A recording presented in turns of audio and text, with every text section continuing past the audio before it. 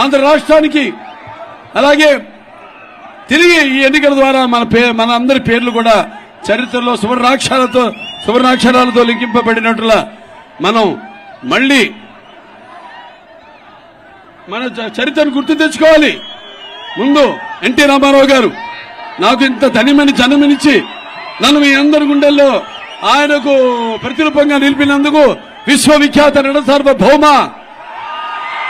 ప్రపంచానికి నట విశ్వరూపం ఎలాంటితో చూపించిన కారణ జన్ముడు నా నాన్నగారు, నా గురువు, నా దైవం అయిన నందమూరి తారక రామారావు గారిని ప్రతి ఒక్కరు స్మరించుకోవాలి. ఎందుకంటే ఇది ఒక చారిత్రాత్మక అవసరం. ఇవాళ ఆనాడు తెలుగుదేశం పార్టీని పెట్టి మరి ఆనాడు ఎన్నో సంస్కరణలు, అభివృద్ధి కార్యక్రమాలు చేపట్టారు, సంక్షేమ కార్యక్రమాలు చేపట్టారు. అవి ప్రజలందరికీ కూడా ఎంతో ఉపయోగకరమైనవి, సానుకూలమైనవి కూడా. ఎన్టీఆర్ రాజకీయాలు రాకముందు వచ్చిన తర్వాత ఆయన ప్రవేశపెట్టిన పథకాలు, అమలు చేసిన పథకాలు ఇప్పుడు కూడా ప్రతి ఒక్కరు కూడా వాటిని పేర్లు మార్చుకుని వాటిని కొనసాగిస్తున్నారు తప్పితే వాటిని ఆపలేదు. ఆపితే ఊరుకుంటారా మీరు? చీల్చి చెండాడరు. మరి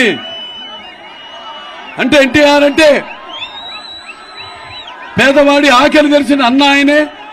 అలాగే జనం భవితకు భవిష్యత్తు వేసిన అమ్మాయినే.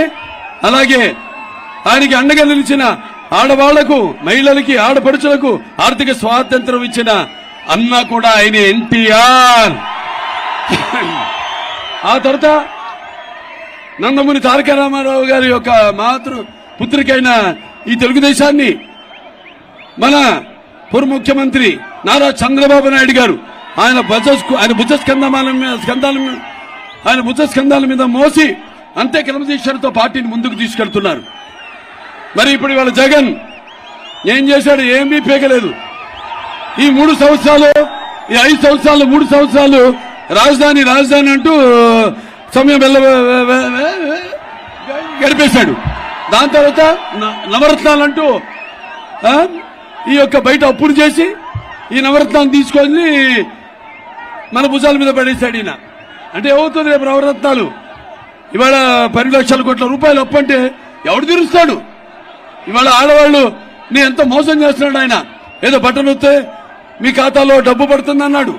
ముందేమో ప్రతి పిల్లలు ఎంతమంది ఉంటే ప్రతి పిల్లాడి పేరు మీద, ప్రతి ఆడపిల్ల పేరు మీద కూడా 15,000 రూపాయలు అన్నాడు.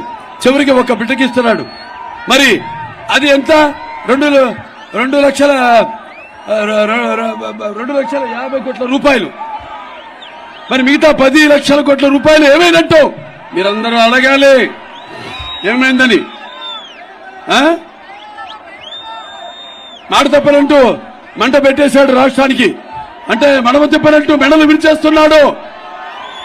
అలాగే ఈ యొక్క మద్యపాన నిషేధం అంటూ పేదవాళ్ల అల్లపానీయాలు మొత్తం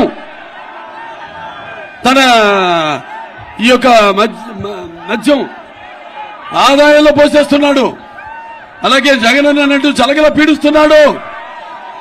అలాగే మావయ్యనంటూ మనోభావాలు తగలబెడుతున్నాడు. అలాగే